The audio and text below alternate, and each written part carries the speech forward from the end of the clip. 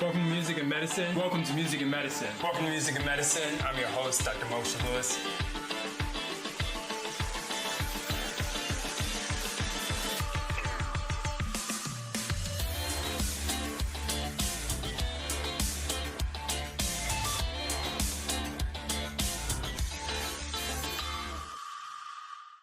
Welcome to Music and Medicine. I'm your host, Dr. Moshe Lewis. I'm so delighted to have my friend here, Victor Orlando. He's a percussionist that is extraordinary. Worked with Chaka, also with Gap Band. Charlie Wilson, you know him from back in the day, and he continues to put out hits. Welcome. Welcome. Thank you so very much. Always delighted to have you, Victor. You always bring so much flair, so much style. Love the hat. Love the style. Talk to us about how important it was for you to bring a percussionist sort of from the back of the house to the front of the house.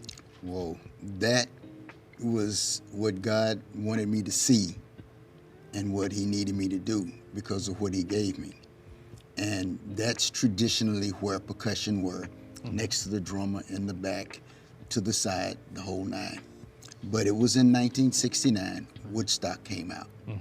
Carlos Santana started playing, and the percussion was right up front, and Carlos was right up front, and I was like, that's where I'm gonna be from here on out. There's nobody gonna put me back there again. Sure, and you brought so much flair and style to it, intensity in your performance, as well as the colors. Where did all that come from?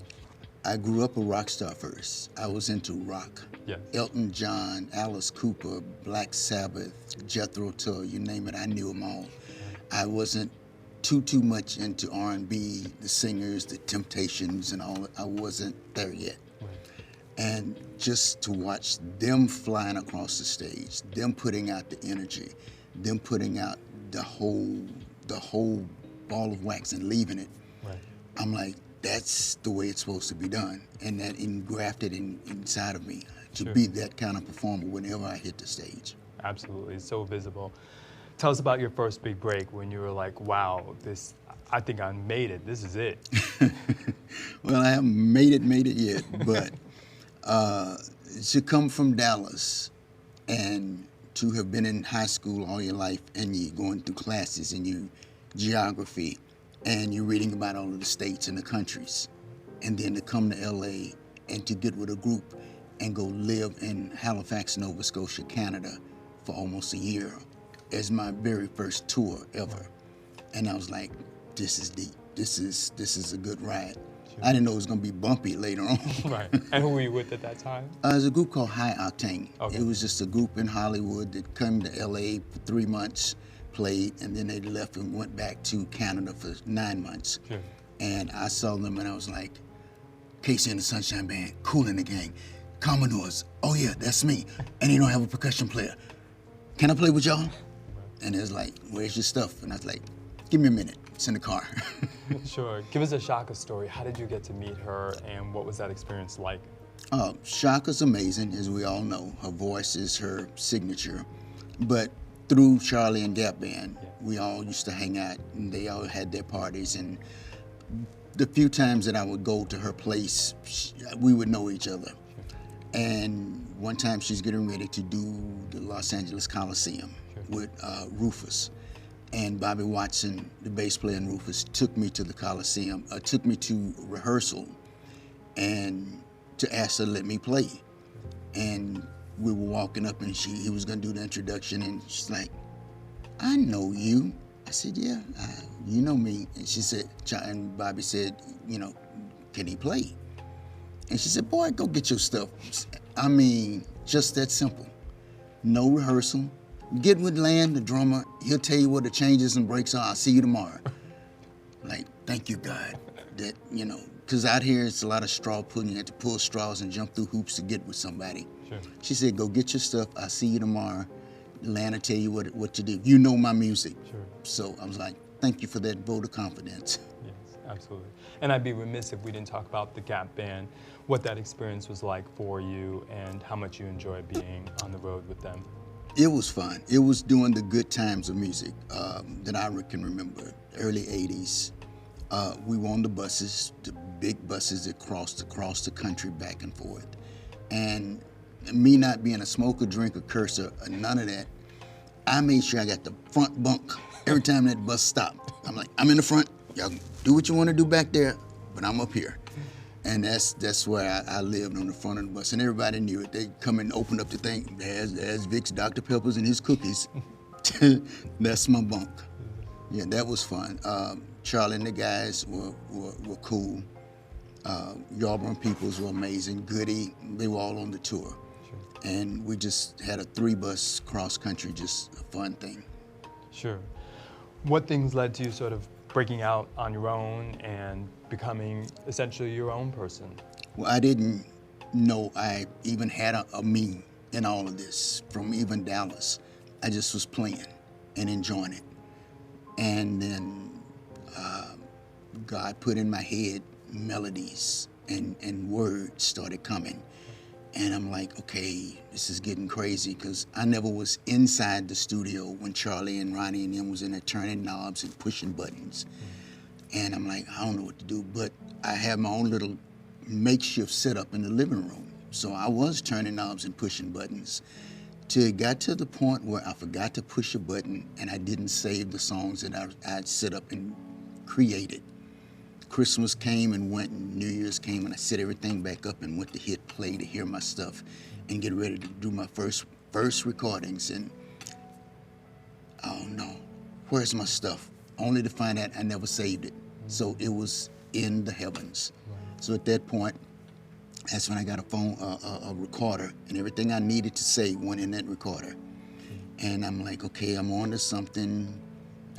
These are nice songs. And then my band started playing them at studio, and then they became songs. Sure. And at that point, they became babies. Right. And you had to feed your babies until they got grown-ups. And as they say, until the babies got legs of their own to do. And one of them broke out and ended up being in a movie. So I got that Grammy-nominated CD and that one song, and I was like, you're an artist, you're a percussionist, you're a producer, you're a writer. Like, no, yes, you are. And I'm like, okay, I did write this stuff. I'm a writer. I did put it together. I'm a producer. I did arrange it. I'm gonna write. So I had to take on knowing that's who I am now, but not letting it get the size of this hat. Right.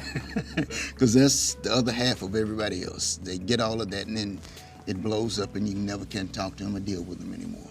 So I want to ask, is that how Funjala came to be, and what does it mean? Oh, so as I'm going through all of the periods of Victor Orlando and discovering me and what I'm doing, and I put a band together, and I said, Victor Orlando, and we got so much energy. Victor Orlando and energy. All right, it's cool. I'll work with that for a while. Victor Orlando, the electrifying percussionist, Victor Orlando. Oh, that's too egotistical. I'm not trying to call myself all that. And then, well, what do? I play funk. What else? I play jazz. I play Latin. Funk, jazz, Latin, funk, jazz, Funjala. I dropped the last letters of each of those words and came up with Funjala, funk, jazz, Latin. And that's the music I play. That's what I named the band. Think of Gloria Estefan and the Miami Sound Machine. Same thing. Her band was called the Miami Sound Machine. That was the sound out of Miami. Later on, she dropped it to, just Gloria Estefan. But that's how a lot of people saw the connections to the bands and the leaders. So Maurice White and Earth, Wind and Fire. So Victor Orlando and Funjala. Right. Yeah. You've always maintained your sense of modesty. To what extent have you seen ego lead to several groups break up and have tremendous issues? Yeah, it's a shame that it goes down that road.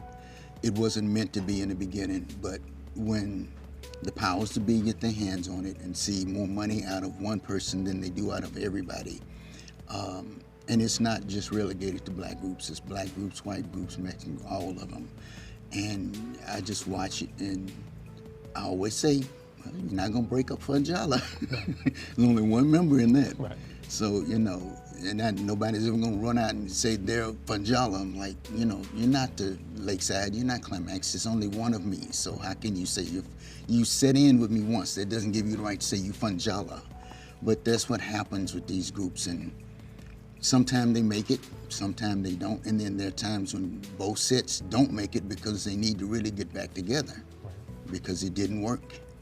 But that's on them to rethink it and see if they can not take it to their grave. Absolutely. Words to live by. The show's called Music and Medicine. When you hear those words, what do they mean to you? Well, it didn't mean anything a long time ago.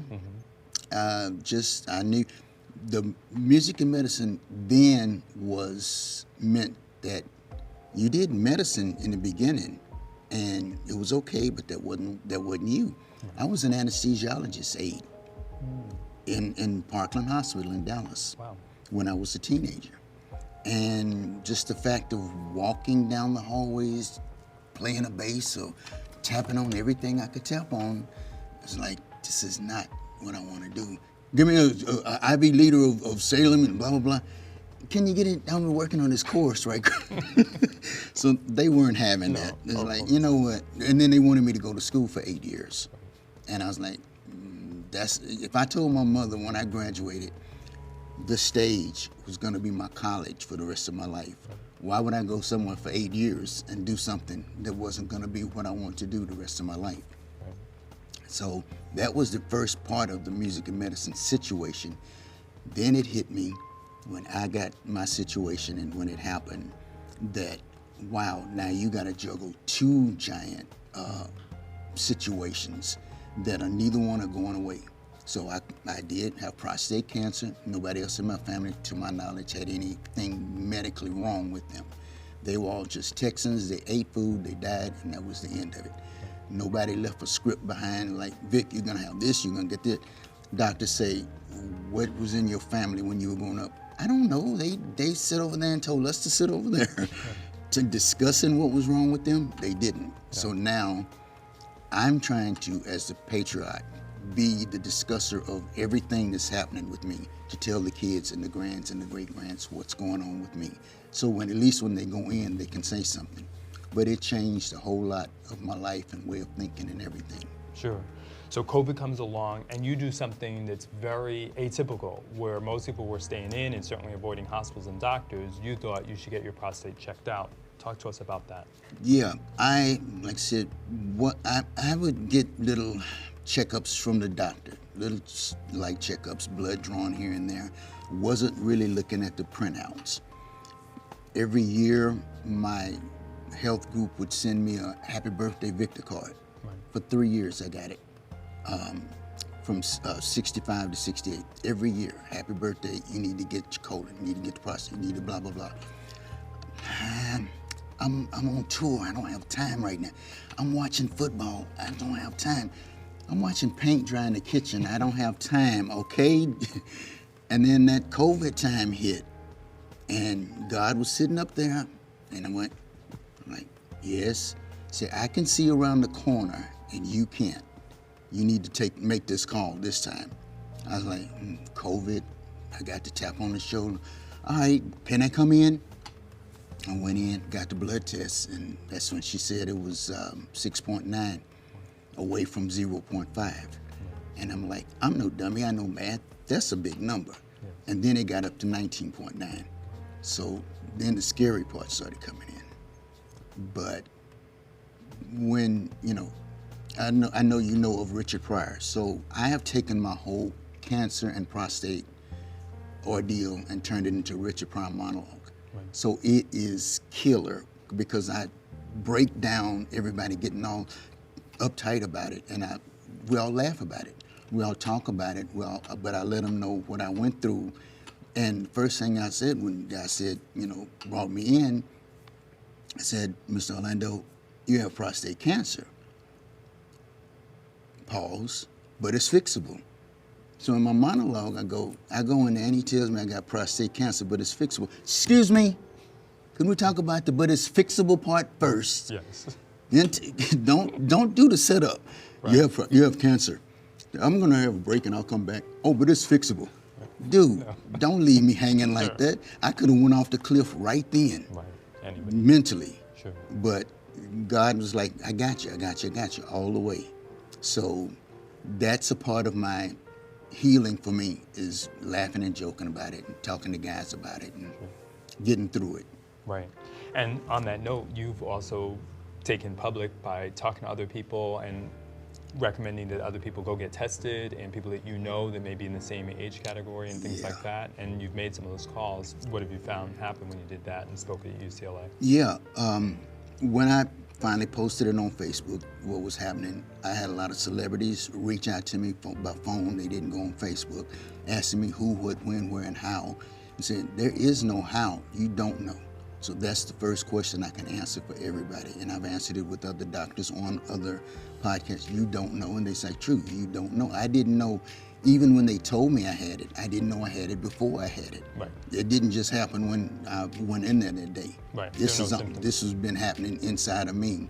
And if I hadn't gone, it may have turned into something else, because it was already 2 going into the 3rd stage when I did get it checked. But no, I didn't know. And then I started talking to other guys, other musicians, and then I started thinking, when I got through with it, what I wanted to do as a give back to all of the musicians, the black musicians, the guys I knew, start a foundation, which is still in the works and still gonna happen. But it's the Victor Orlando Foundation for Prostate Cancer Testing, PCT, the percentage of what happens when they draw the blood. That's the acronym I want to use. Right. And we want to pay for every guy that doesn't have insurance. Just get your blood test and then find out your numbers and then take it from there. Some guys don't want to do it. Some guys never had it done. Some guys are scared. We just want to give you the opportunity that is free. We know you're a weekend musician. You make $100 for 2 nights, and that's gone on food, clothes, and gas. Right. Gas, that's all that's going on now. Right. But you need an outlet. And if we can do that, that's what I want to start doing. But I want to get me solidly together first before I even sit on that path, because it's going to work when we do it. Right. And talk to us about some of the travails. This is not an easy, straightforward thing. You get a test, they found you had it, and they remove it, and you're all set. Talk to us about some of that journey, because this definitely seems like it's filled with a lot of ups and downs. Yeah. After he said we can fix it, then he went on to the 2 possibilities. Chemo and radiation, and that was scarier than cancer, because I knew about chemotherapy and radiation, and all of that sounds really, really crazy. And I'm like, well, what's the other one? He said, take it out. I was like, okay, what do either one of those entail? And the chemo and the radiation was, if we take it out, it might come back in some other form around the edges of the prostate and the whole 9. And I just said, I don't want to be looking over my shoulder the rest of this life. Right. Is it coming back this year? Okay, is it coming back next year? Well, what happens if you take it out? Take it out, clean that whole thing, make it empty. It's out. You won't have to look over your shoulder for that. I was like, okay, we'll go with that. Then he came with the side effects of that situation, which was pretty medically bad, medical issues, but wasn't as bad as it coming back or other things happening from chemo and radiation. So I'm dealing with that, and that's what I'm telling other guys. And I don't want to say I set it up, but once I told some people, everybody started calling me or inboxing me. They had it, they wanted to talk about it. So we set up little groups of guys. Hey man, I was supposed to go play this gig tonight. I don't really feel good, man. I'm wearing these dadgum diapers, and I just don't feel like a man. I said, I know how you feel. I'm here for you, but go ahead, strap it up, get out there and play. The people don't know it. Give them the gift that you have to give them, and make that work for you, and make it work for them. And they would hear me say that, and they would do it, and then they'd come back and we'd talk about it and stuff. Because I know what they're saying. Just the different people I know what they're saying. Right. Absolutely. No, it's such a compassionate message. I think we couldn't speak to it enough. I want to highlight that. So what he's speaking about is that prostate cancer is something that any man can face, regardless of their race, their culture, what they've eaten, not eaten, and things of that nature. And we still don't know all the risk factors, although we are concerned about people eating excess red meat and certain types of nitrates and things of that nature, barbecued meat and things like that. So it's very important that you get your blood checked. Victor did. As he said, his levels have been very, very low, 0.5. They jumped up by more than 6 times that to 6.9, and then ultimately triple that to almost 20. And luckily, his doctors caught it. Still, it was far along, 2 going into 3, but not to the point that that it was metastatic. And he went and had the surgery and continues to follow up with his medical care because there's still other things that happen. And we hope that his message of compassion, of trying to encourage other people to not only go get tested, but to realize that everything's not done just simply with the surgery. Sometimes there's other treatment that has to be done. There are other complications that can occur, some of which include having problems with urination, being able to have problems with sex and ejaculation, are very, very real. But we don't want people to be scared and hide and not speak to how important cancer can be in their lives, especially if it's left untreated. So we're encouraging you, and Victor is certainly putting his money where his mouth is to try to begin the foundation to help others and encourage people to be comfortable going out and getting their prostate tested, go get their PSA levels, see your doctor, get your exams, and follow up on your health.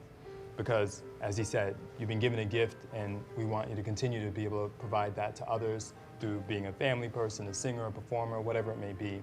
And he takes his prostate and his health very seriously, and we hope you will too. Thanks so much for sharing.